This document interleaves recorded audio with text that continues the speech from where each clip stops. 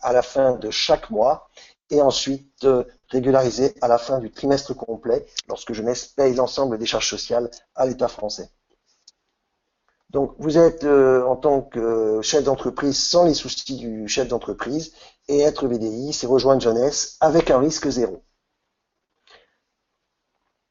Être dans la légalité n'est en aucun cas une gêne, c'est au contraire un avantage pour nous distributeurs Jeunesse. Être aujourd'hui avec la possibilité du statut VDI, c'est nous permettre de recruter plus facilement encore, car respecter la loi est un avantage. Ne pas respecter la loi, c'est empêcher Jeunesse de se développer correctement en France. Alors, je vais parler du statut mixte, je vais parler des cotisations sociales, donc de l'ouverture des droits maladie, de la retraite. Et ce statut n'est pas réglementé par le Code du travail. Donc évidemment, pas de cotisation à Pôle emploi, pas d'indemnité de licenciement, pas de congés payés, ça va de soi. On est réglementé par le Code du commerce. Le VDI est un statut à part entière. Alors, là, je parle d'un tableau. Alors, ce PowerPoint a été diffusé sur le site officiel Facebook de Jeunesse, relayé par un certain nombre de distributeurs, et j'espère que très rapidement, Jeunesse pourra le télécharger dans membres seulement, informations sur l'Europe et ensuite spécifiques à la France. Et j'en précise pour vous, j'en profite pour vous dire que dans membres seulement, informations spécifiques à la France, vous trouvez le bon de commande et l'information précontractuelle. Et voilà, donc vous avez toutes ces informations-là. Ce tableau, je voudrais juste vous l'expliquer très simplement, parce que là, il paraît peut-être un peu chinois. Donc, quand on est VDI, contrairement à un salarié classique qui paye ses charges sociales dès le premier euro tout perçu, eh bien, quand on est VDI, on va le percevoir par tranche. Déjà, alors vous voyez que la première colonne indique les tranches, la deuxième colonne indique la commission brute trimestrielle. Qu'est-ce qu'une commission brute trimestrielle? Eh bien, c'est tout simplement la marge commerciale. La marge commerciale, eh bien, puisqu'on est acheteur-revendeur, c'est la marge, c'est le bénéfice que l'on fait entre le prix de vente moins le prix d'achat. C'est cette marge-là que l'on peut percevoir soit en direct quand on acquiert les produits et qu'on les revend, soit quand un de nos clients achète via Internet, et dans ce cas, eh bien, on a une marge commerciale. Et plus les commissions, c'est tout ce que Jeunesse nous verse au travers des cycles. C'est entre autres le bonus d'équipe, le bonus de leadership, qui sont voilà, que vous connaissez le plan de rémunération, hein, donc sur les premier, deuxième, troisième niveau et jusqu'à 7 niveaux. Et d'autres commissions éventuelles. Donc, c'est l'ensemble des commissions perçues par le plan de commissionnement. Par contre, ce qui est important, c'est après abattement pour frais professionnels. Alors, là, vous devez savoir que ces abattements pour frais professionnels sont déjà déduits dans cette grille-là. Sont déjà déduits. Comment sont calculés ces abattements? Eh bien, c'est 10% de la commission brute trimestrielle, 10% de la commission brute trimestrielle, ce qui fait qu'on fera des exemples tout à l'heure, mais si je fais 378 €, eh bien, il faudrait que je rajoute 37,80 € pour intégrer l'abattement. Sauf que c'est pas calculé comme ça, puisqu'il y a un plancher minimum, c'est 144 €. Donc, si le 10% est inférieur à 144 € comme frais professionnels, c'est 144 € qui sont pris. Et avec un plancher maximum, c'est-à-dire que si 10% de la rémunération brute trimestrielle est supérieur à 408 €, c'est ce plancher maximum que nous ne pouvons pas dépasser qui sera pris en compte. Dans cette colonne 2, ce plancher minimum de 144 € ou ce plancher maximum de 408 € sont déjà appliqués. Et entre ces deux planchers, c'est la valeur de 10%. L'assiette forfaitaire trimestrielle, la troisième colonne, elle indique ce sur lequel les charges sociales vont être calculées. Alors, vous devez savoir qu'un salarié, c'était le premier euro. Et bien là, déjà, vous voyez que jusqu'à 378 euros frais et abattements faits, ce qui fait 522 euros par trimestre. Eh bien, le distributeur ne paye aucune charge et Jeunesse non plus. Vous avez quand même un nombre important, j'imagine, de clients au prix de gros qui doivent être dans ce cas de figure. Ils consomment pour eux-mêmes et certainement dans ce cas de figure, eh bien, on ne dépasse pas 522 euros, je montrerai l'exemple après, de commission avant déduction d'abattement pour frais professionnels. On est dans ce cas dans la colonne A' et on ne paye pas de charges sociales. Pour les tranches A, B et C, les montants que vous voyez là ne sont pas une assiette forfaitaire, mais sont une cotisation forfaitaire. Cotisation forfaitaire, ça veut dire que qu'on soit entre 378 ou 522, ou qu'on soit pour la tranche C, par exemple, la tranche A d'abord, de 378 à 522, eh bien, on cotisera 25 euros.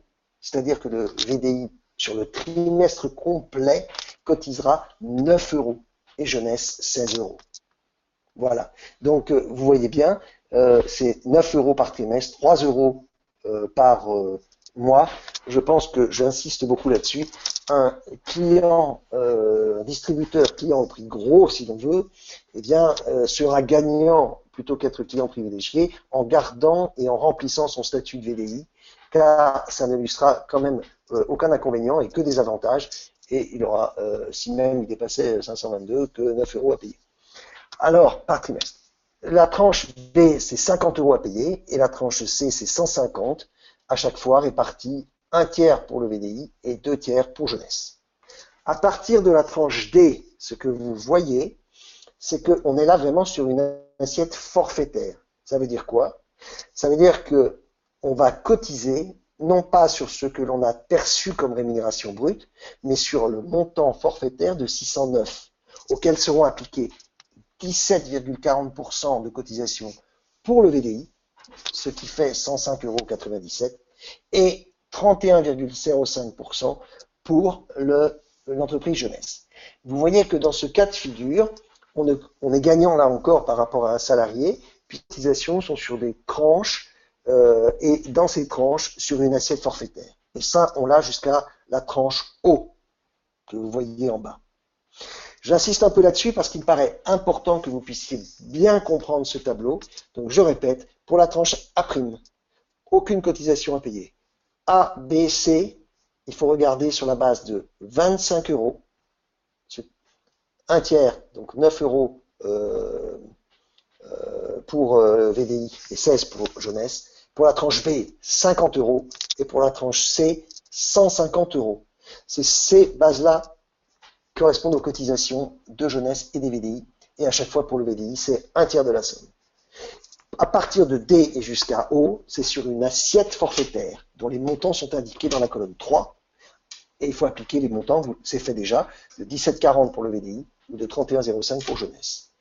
Et à partir au-dessus de la tranche O, eh bien, dans ce cas de figure, c'est la réglementation normale de cotisation des charges sociales, c'est-à-dire c'est sur le réel et à base de 17,40% de la rémunération réelle. Donc là, ça commence à être des rémunérations, enfin des charges plus importantes. Mais Jeunesse, certainement, mettra en place des systèmes qui permettront, enfin qui inciteront quelque part, en tout cas nos distributeurs, à comprendre qu'on a plus intérêt à partir de, grosso modo, 1500 € de commissionnement, de rémunération, commission brute trimestrielle, mensuelle, 1500 commission brute mensuelle. Donc je répète, 1500 € de commission brute mensuelle. On n'a pas vraiment intérêt à rester VDI, même si la loi nous le permettrait. Je pense que Jeunesse, certainement, réfléchit pour que dans son plan de rémunération, au-delà d'un certain statut, ce soit réservé dans les avantages du plan lié au rang à être auto-entrepreneur, ce qu'on appelle maintenant micro-entrepreneur, ou bien en entreprise. Voilà, je passe à la diapositive suivante. Exemple de calcul, c'est très simple. L'exemple de la tranche A', 378 €, c'est la rémunération brute trimestrielle, déduction des charges, enfin déduction des frais professionnels. Je rajoute 144 euros, c'est le plancher minimum, ça fait 522 euros par trimestre, ça fait 174 euros par mois et aucune charge à payer. Je pense que certains, je répète, distributeurs, clients au prix de gros seront intéressés par cela. La tranche B, c'est 1044 euros qui est le maximum, plus 144 euros, puisqu'on est toujours à la tranche minimale de déduction des frais professionnels, 10% ne suffisant pas, ça fait 1188 euros, soit 396 euros par mois, ce qui est déjà pas mal, et les charges à payer pour le VDI sont de 18 euros par trimestre, donc vous voyez, ça fait pas encore des masses, 3 x 6, 18, ça fait 6 euros par mois. Et la tranche T, je vous l'ai montré, parce que là, on est au-delà des 10%, donc j'applique bien les 10%, enfin au-delà du plancher minimal, donc j'applique les 10%, 1740, plus 174 euros de frais professionnels, ça fait 1914 brut trimestriel perçu, réellement, 638 en moyenne par mois. Il y a énormément de distributeurs qui vont se retrouver là-dedans, j'imagine, et les charges à payer sur le trimestre sont de 105,97 euros. Alors, 105,97 euros, ça fait grosso modo, je vais vous dire, 35 euros par mois. Donc 35 euros par mois quand on en gagne 638, je pense que c'est pas catastrophique. Je vais maintenant aborder les avantages sociaux d'être VDI. Eh bien, depuis le 1er juillet, alors c'est même pas, c'est parce qu'il y a une nouvelle loi qui est passée en 2014. Donc en fait, ce qu'il faut comprendre, c'est que quelqu'un qui est à Pôle emploi peut tout à fait être VDI chez Jeunesse. Il faut juste leur indiquer le montant. J'allais dire qu'ils effectuent un calcul, ils prennent 70% du montant de la rémunération, ils effectuent un calcul par rapport à votre indemnité journalière, et les journées qui ne vous payent pas par rapport à ce que nous avons gagné avec Jeunesse, eh bien, est reportée dans le temps, puisqu'en étant à Pôle emploi, nous avons un droit à des journées indemnisées, et lorsque on a un cumul d'activités, eh bien, complémentaire, on n'est pas limité aux 70%, mais par contre, ce qui est sûr, c'est qu'on ne peut pas avoir A plus B. A, c'est ce que je gagne chez Jeunesse, plus B, ce que j'ai par Pôle emploi. Ce que je gagne chez Jeunesse, le montant A, est calculé à un nombre de journées indemnisées, déduites et reportées dans le temps. Donc, on est plus longtemps éventuellement indemnisé. Mais je suis persuadé que votre réussite avec Jeunesse fera que vous sortirez certainement avant même la fin de vos journées d'indemnisation. Mais sinon, vous pouvez le faire. Si vous êtes inscrit à Pôle emploi, mais que vous aviez déjà l'activité Jeunesse, eh bien dans ce cas, ça n'a rien à voir avec votre indemnité, puisque l'activité, vous l'aviez avant. Et là, évidemment, c'est cumulé. Hein, vous êtes indemnisé de temps par Pôle emploi, et ce que vous gagnez par Jeunesse, eh bien vous le gagnez, et c'est du plus. Donc ça veut dire que pour le recrutement, mieux vaut quand quelqu'un vous dit « je sens que c'est pas terrible avec mon entreprise », leur conseiller de nous rejoindre avant de s'inscrire à Pôle emploi. C'est nettement plus intéressant, puisque là, il y aura cumul. Relation avec la caisse primaire d'assurance maladie.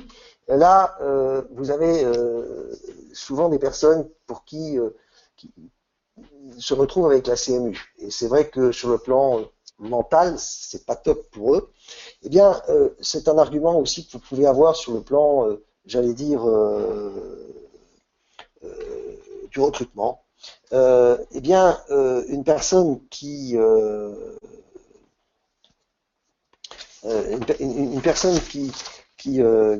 serait justement comment dire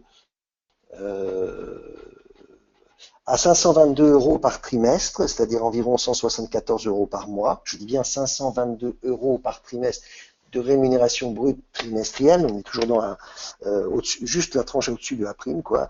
Eh bien, dans ce cas-là, ou juste la prime, eh bien, cette personne-là se verra indemnisée. Si elle fait 3 mois d'affilée avec cette 3 mois avec une rémunération de 522 euros, soit 174 euros par mois, eh bien, elle aura pendant 2 ans droit au remboursement au remboursement des prestations en nature. Donc ça me paraît intéressant. Quelqu'un qui est à la CMU et qui était sur son conjoint avant et qui se retrouve à la CMU, ou qui est à la CMU, peut retrouver droit aux prestations en nature dès lors qu'elle réalise un revenu minimum de 522. Notez bien, c'est pas 384. Là, je vous ai fait le chiffre sur 2016. C'est 522 € par trimestre.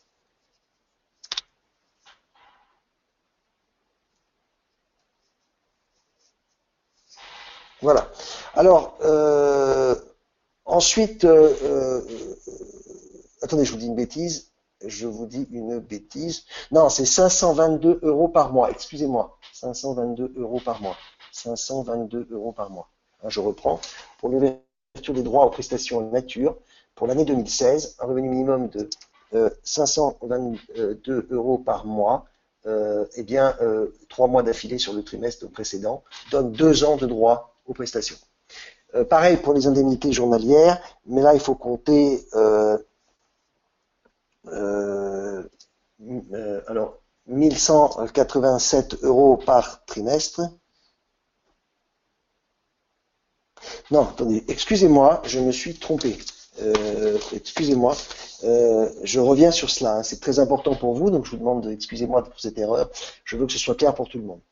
Pour l'ouverture des droits aux prestations en nature, le VDI doit avoir au cours des 3 derniers mois réalisé en fait 666 € par trimestre,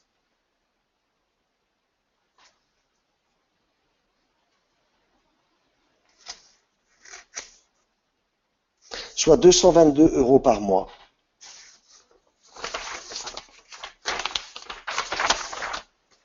Attendez, parce que j'ai quelques doutes et je ne voudrais pas me tromper. Voilà, attendez. Voilà, excusez-moi. Non, alors je reprends encore une fois et pour la dernière fois. Les chiffres vont être tout à fait exacts. Excusez-moi, je suis désolé. Ça doit être l'émotion. Pour l'ouverture donc des droits aux prestations en nature, le VDI doit avoir au cours des 3 derniers mois un revenu minimum de 386,80 € précisément, chiffre pour 2016, soit 1160 € par trimestre. Ça lui donnera droit pour 2 ans aux prestations en nature. Et ça me paraît important. Pour avoir droit aux indemnités journalières, je n'ai pas calculé le montant exact, il est légèrement supérieur à ce que vous avez là marqué, c'est-à-dire 480,50 € par mois, soit 1441 € par trimestre.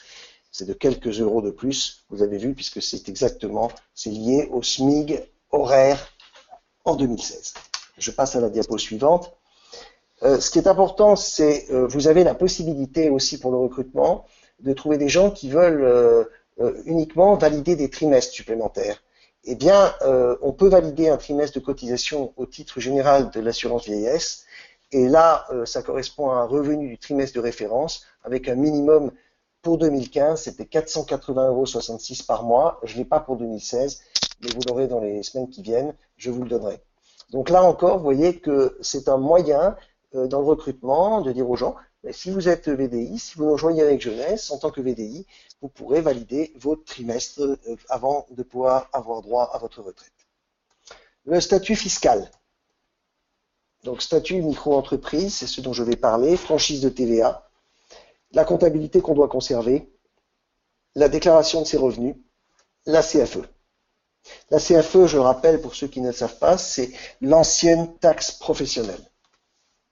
Alors cette ancienne taxe professionnelle appelée maintenant CFE, eh bien notez-le, c'est important, il y a une exonération au profit des VDI et pour 2015, si la rémunération brute annuelle est égale ou inférieure à 6 277 €.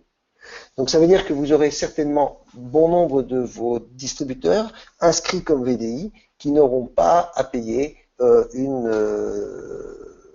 taxe CFE. C'est important parce que je sais que c'est souvent un souci. Non, là on a une exonération pour les revenus modestes pour certains VDI. Alors, le régime, on est acheteur-revendeur, donc le régime qui nous intéresse, c'est celui d'achat-revente. Donc, il est basé sur la somme de 80 200 euros pour être en micro-entreprise. Donc, tant que vous êtes en dessous de cette somme, l'activité de revente, c'est le chiffre d'affaires à ce niveau-là. L'activité de prestation à prendre en compte, c'est toutes les commissions, 32 900 euros. En tant qu'acheteur-revendeur, on le verra en tant que BIC, bénéfices industriels et commerciaux, micro-entreprise. Une chose, si vous avez des personnes qui sont inférieures à 90 200 de chiffre d'affaires, mais qui se retrouvent en activité de prestation, c'est-à-dire que toute leur commission versée par Jeunesse est supérieure à 32 900, et bien dans ce cas, c'est l'activité de prestation qui prime, et dans ce cas, ils sortent de la micro-entreprise. Mais là, vous ne serez plus VDI à mon avis, vous serez déjà en auto-entrepreneur, même pas en auto-entrepreneur, certainement en société. Donc notez bien que pour à l'acheteur-revendeur, le montant, c'est 82 200 euros de chiffre d'affaires pour être en micro-entreprise. Inférieur à cette somme, c'est OK. Mais si votre activité de prestation, c'est-à-dire que vos commissions perçues, commissions par les ventes de votre réseau, est supérieure à 32 900, eh bien, vous êtes obligé de sortir du statut micro-entreprise, même si votre achat-revente est inférieur à 82 200. Voilà. Mais ça, à mon avis, il y aura peu de gens dans cette situation-là, puisque d'ici là, vous ne serez pas en VDI. La TVA, je vous conseille de toute manière d'être en franchise de base. Pour la majorité des VDI, vous devez le savoir. Eh bien, vous avez tout intérêt à être vous êtes en acheteur-revendeur, donc vous êtes BIC, BIC, bénéfices industriels et commerciaux, choix micro-entreprise et franchise de base de TVA. Ça, c'est important, on le reverra la semaine prochaine sur la façon de vous inscrire. Mais je répète, c'est BIC, micro-entreprise, franchise en base de TVA. Voilà. Pour ceux qui sont donc inscrits en tant que VDI, et ça c'est important car il faut être inscrit et avoir fait sa déclaration d'existence, ce qu'on verra la semaine prochaine, et bien dans ce cas, vous bénéficiez des exonérations de paiement de la CFE par rapport au montant que j'indiquais tout à l'heure, donc en termes de 6 000 de revenus, c'est-à-dire 6 277. Si vous n'êtes pas inscrit comme VDI et qu'ils s'aperçoivent que vous avez une activité, eh bien, sans la déclaration d'existence, vous êtes censé, puisque vous avez une activité, vous êtes censé payer la CFE. Donc, tout intérêt à s'inscrire en tant que VDI, et je dirais, même si l'essentiel de notre activité est une consommation personnelle pour une certaine personne. Voilà. L'inscription au CFE se fait pour la déclaration d'existence au CFE URSSAF, vous avez là, mais vous avez une méthode qui a été mise dans Facebook officiel TM, repris par un certain nombre de leaders également et diffusé auprès du réseau, et puis on en parlera la semaine prochaine. Donc ce qui est important, c'est d'indiquer le statut pour ne pas bloquer le compte. Voilà, la CFE, l'exonération, je viens d'en parler. Donc, vous l'avez également.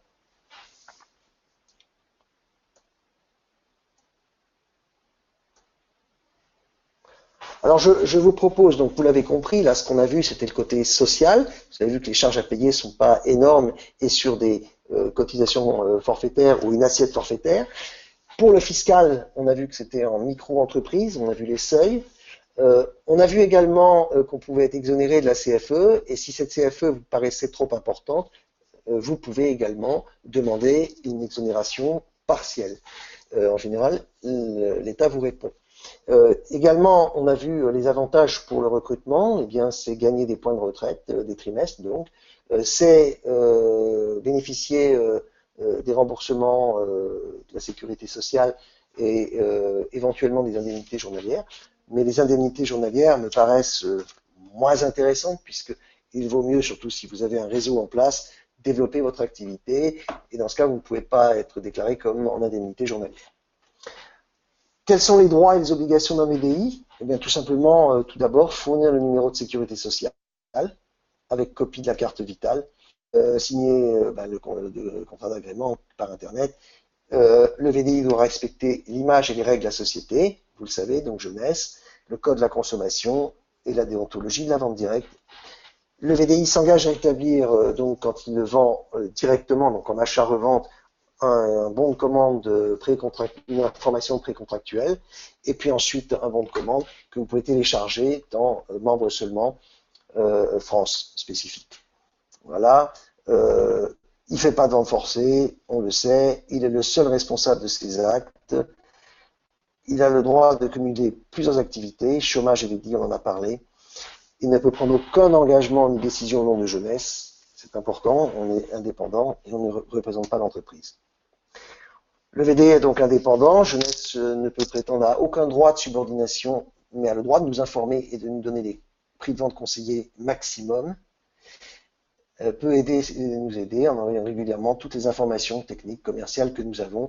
Nous avons un intranet formidable, qui nous donne toutes ces informations. Alors maintenant, qui, c'est ce qu'on va voir, peut être VDI ou ne pas l'être? VDI et chômage, j'en ai parlé, pas de souci, vous l'avez compris. Par contre, un avantage à être inscrit comme le VDI avant de se retrouver au chômage, car dans ce cas, le cumul total est possible. Dans le cas contraire, un calcul sera fait pour déterminer le montant des nombres de journées non indemnisées et qui, elles, par contre, seront reportées dans le temps. Une chose importante quand on est au chômage et qu'on a démarré l'activité jeunesse une fois inscrit au chômage, c'est de déclarer mensuellement et ensuite trimestriellement ces bulletins de précompte trimestriel et les bulletins mensuels. Voilà. C'est important, jeunesse nous les enverra, parce que si vous ne le faites pas, eh bien, le montant de, de pénalité que pourrait appliquer Pôle emploi serait très en la défaveur du distributeur, puisqu'il considérerait que on gagne, voilà, je vais vous le dire, une évaluation forfaitaire des revenus par Pôle emploi pour 2015 qui s'élevait à 602 € par trimestre. Donc la première année et 855,90 la deuxième année.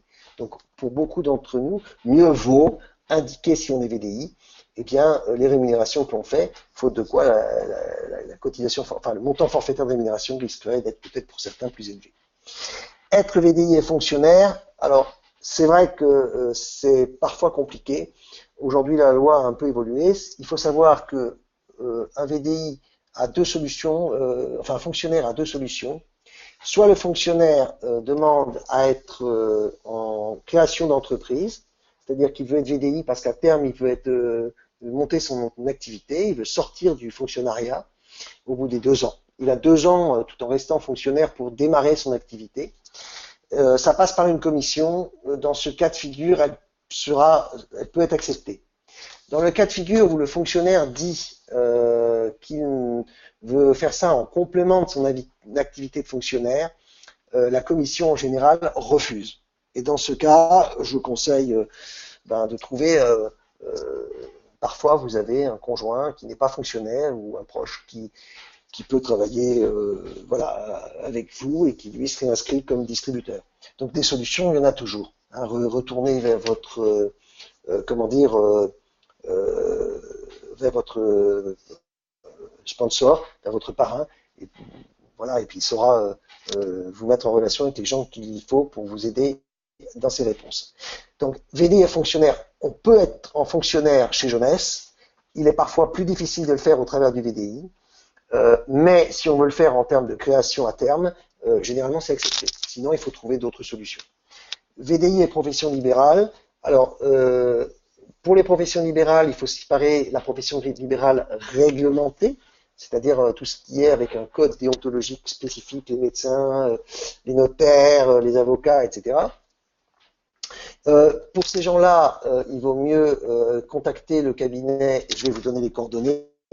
Donc c'est le cabinet Rivière, donc S.Rivière, si vous voulez bien noter. Je vais vous donner un numéro qui a déjà été diffusé, un numéro de téléphone et un mail, qui vous permet, si vous ne pouvez pas être VDI, de pouvoir trouver les réponses. C'est le cabinet Rivière. Le mail est S comme Sylvain, .rivière, Rivière, rivière comme une rivière, S.rivière, cabinet, -du 6, petit d, D comme Denis, petit d, tiré du 6, expertcomptable.com. Donc je répète le mail, s.rivière@cabinet-du-6, d, petit d, tiré du 6, expertcomptable.com. Je vous donne également le numéro de téléphone 01 76 36 06 39. Je répète 01 76 36 06 39. N'hésitez pas à appeler en indiquant bien que vous appelez de la part de Jeunesse, que vous êtes en relation avec Jeunesse, que vous êtes distributeur Jeunesse, et si c'est votre parrain qui le fait dans ce cas avec vous. Et dans ce cas de figure, on vous indiquera quel est le statut le plus adapté à vos besoins. Donc, VDI et profession libérale, oui, pour les professions non réglementées, pour les professions réglementées, compliquées. Exemple, un médecin pédiatre peut tout à fait être VDI, puisque ce n'est pas en rapport avec son activité. Un généraliste, c'est plus compliqué. Il peut le faire en société ou sous d'autres approches. Cumul VDI et registre du commerce, pas de problème. VDI et retraite, pas de problème. Il faut juste se renseigner auprès de vos caisses de retraite pour savoir jusqu'à quel montant vous pouvez avoir une activité sans que ça pénalise vos montants de retraite auxquels que vous touchez. Il faut savoir qu'un médecin à la retraite, pas de problème. Il faut savoir qu'un fonctionnaire à la retraite, pas de problème, puisque c'est des retraités. Donc intégrez bien cela. Les autres cumuls permis, eh bien, c'est VDI et APE, bien sûr, VDI et femme ou homme au foyer, VDI et statut étudiant s'il est majeur et fiscalement pas dépendant de ses parents, VDI et activité professionnelle du privé, c'est normal. On peut avoir une entreprise et être VDI. Pour l'auto-entrepreneur, eh bien, VDI et auto-entrepreneur, cela dépend de l'activité. Parfois, c'est plus compliqué, il faut que l'activité ne soit pas la même. Exemple, un auto-entrepreneur dans l'esthétique peut faire Jeunesse en utilisant son auto-entrepreneur. Et il ne pourra pas être VDI dans une activité telle que Jeunesse en étant dans l'esthétique. Par contre, il peut utiliser son statut d'auto-entrepreneur. Voilà. N'hésitez pas, si vous avez des questions, posez vos questions, je le répète, sur le lien vdi@jeunesseglobal.com, vdi@jeunesseglobal.com. Alors le statut de VDI aujourd'hui, et ça peut beaucoup vous aider dans le recrutement encore, puisque en 2008 ça a fait son entrée dans le code du commerce, et donc un statut reconnu. Ces activités sont encadrées, on est là pour mettre en place un réseau de distribution de vente, d'où la nécessité de faire des clients, c'est très important, et ne jamais oublier que notre activité est quand même de développer auprès de clients et d'avoir des clients. Eh bien, il faut savoir que le VDI assure des prestations de services visant au développement et à l'animation de son réseau de vente, si celles-ci sont de nature à favoriser la vente de produits. C'est ce qui nous concerne, c'est ce que nous faisons, c'est l'article L135.2, et vous avez là un argument pour tous ceux qui pourraient penser ou dire certaines choses sur la vente directe et le marketing de réseau en particulier. Eh bien, l'argument, c'est on a tout à fait le droit de créer des réseaux de distribution de vente et d'être rémunéré pour l'animation, la formation de ces réseaux. Et c'est ce que nous faisons et ce que Jeunesse fait quand il nous rémunère par les bonus d'équipe et les bonus de leadership. C'est ce que vous voyez quand j'ai mis l'article L135.2 du Code du commerce qui reconnaît les fonctions de parrainage et d'animation comme prestation de service pouvant être rémunérées par l'entreprise Jeunesse. Donc, quand vous aurez ce PowerPoint, n'hésitez pas à garder cette page, à la mettre dans vos différents documents, et ils peuvent répondre à certaines questions que vous pouvez avoir de vos contacts. Ça, je ne vais pas en parler puisqu'on verra ça la prochaine fois. Enfin, en deux mots quand même, si pour ceux qui s'inscrivent d'ici là, il faut rajouter le numéro de sécurité sociale, il faut mettre le choix du statut, ça c'est très important, sinon vous êtes bloqué pour le parrainage. L'auto-entrepreneur, sachez-le, est en train d'évoluer puisque l'auto-entrepreneur va devenir micro-entreprise. Donc, on parlera chez Jeunesse de micro-entrepreneur. Chez Jeunesse, on parlera de VDI, on parlera de micro-entrepreneur et puis d'entreprise classique. Je vous conseille, quand d'ailleurs vous vous inscrivez, de faire la téléchargement d'existence directement en lien, c'est plus facile, mais surtout, gardez toutes les preuves de votre inscription. Je le redirai la semaine prochaine, c'est extrêmement important. Gardez les éléments de preuve, c'est-à-dire si vous le faites directement par Internet, gardez le mail de retour du CFE URSSAF. Si vous le faites en téléchargeant le P0I, faites une photocopie du P0I, envoyez en recommandé avec accusé de réception, gardez la photocopie de votre P0I, gardez le document d'envoi de votre recommandé et la réception du recommandé par le CFE URSSAF. C'est important. Voilà. Eh bien, écoutez, je vous avais dit qu'on essayerait de terminer en 3/4 d'heure. J'espère que ce webinaire était suffisamment clair pour vous. Juste en conclusion, je vais vous dire la chose suivante. Tout simplement, être VDI, c'est un avantage pour une grande majorité de distributeurs qui démarrent. C'est le statut idéal quand on démarre l'activité jeunesse et qu'on n'était pas du tout dans cette activité. On peut également, sachez-le, si on est VDI dans une autre structure préalablement, il suffit de donner le numéro de SIRET de cette autre structure. Voilà, on ne se réinscrit pas une deuxième fois. Pour tous ceux qui connaissaient jeunesse avant le 1er janvier 2016, on a 30 jours pour s'inscrire, donc votre activité démarre dans les premiers jours de janvier 2016. Voilà, puisqu'on a 30 jours pour s'inscrire. Donc, toutes les personnes, j'allais dire, qui connaissaient jeunesse préalablement au 1er janvier, vous aviez 30 jours. Donc, on va dire que votre début d'activité, c'est le 5, 6 janvier, 4 janvier. Et voilà. Également savoir donc les charges sociales dédramatisées. Dédramatiser également pour les distributeurs clients au prix de gros, entre guillemets, puisque ces gens-là, s'ils ne font pas de marge commerciale et qu'ils limitent leurs achats à leur consommation personnelle, seront certainement dans des tranches où il n'y aura pas de charges sociales. Voilà. Donc, ils n'auront que des avantages de s'inscrire et des prix plus intéressants encore que le client privilégié. Pour la partie fiscale, BIC, micro-entreprise. Voilà. Pour ceux qui ne peuvent pas être VDI ou qui ont des questions, je le répète pour la deuxième fois, appelez le 01 76 36 06 39 qui est le cabinet Rivière expert comptable. Dites que vous êtes jeunesse, 01 76 36 06 39. Ils vous aideront à choisir le statut autre que celui de VDI, le plus adapté à votre situation précise et s'occuperont, si vous le souhaitez, pour des sommes assez modiques d'ailleurs, à gérer ensuite votre comptabilité. Leur lien, c'est s.rivière, cabinet-du-6, des petits d-du-6, expertcomptable.com. Si vous avez des questions, n'hésitez pas à les poser sur vdi@jeunesseglobal.com. Voilà, j'ai terminé. Je vous remercie. J'espère que ça répondait déjà à bon nombre de vos questions. Jeunesse attend vos autres questions sur le lien que je vous ai indiqué, enfin le lien mail, l'adresse mail. Je vous remercie. Passez une excellente semaine. Profitez des promotions en cours chez Jeunesse, en particulier 1 euro pour le kit de démarrage pour toute personne qui s'inscrit avec un kit basique ou plus. Je vous remercie bien. À très bientôt. Bonne soirée et bonne semaine. Merci beaucoup Jean-Marcel en tout cas, et puis de mon côté Adibou Ketem, je vous souhaite également une très bonne soirée et je vous donne rendez-vous donc la semaine prochaine pour bien entendu prendre des informations sur le processus d'inscription dans le cadre du VDI, donc par rapport au back-office, etc. Donc bonne soirée, bonne semaine et à très bientôt. Merci et bon succès. Au revoir.